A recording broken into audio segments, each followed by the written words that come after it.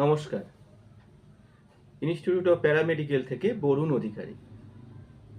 আজ বলব X ray আবিষ্কার কিভাবে হয়েছিল।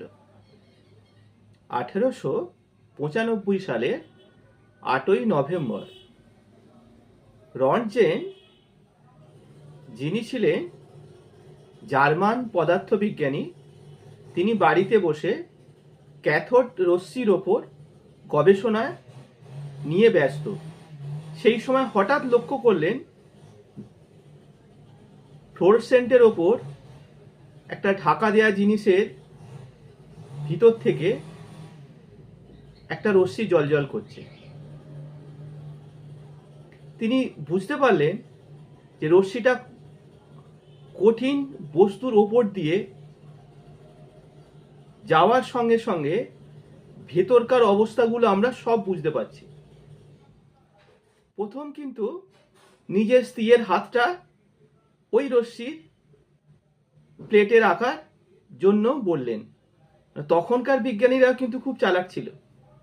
স্ত্রীর হাত রাখার জন্যে স্ত্রীর ভেতরের হাড়গুলো, আঙুলের হাড়গুলো এবং হাড়ের ভেতর যে আংটি, সেই আংটিটাও কিন্তু পরিষ্কার বোঝা গেল ওই রশ্মিতে।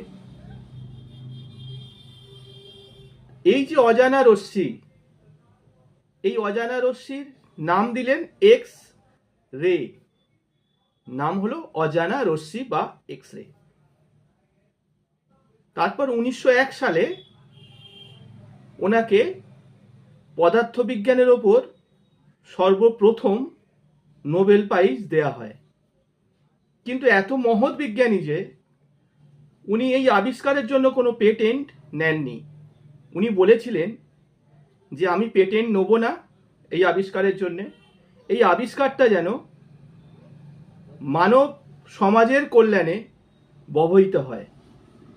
সেই দীর্ঘদিন ধরেই ব্যবহৃত হয়ে আসছে।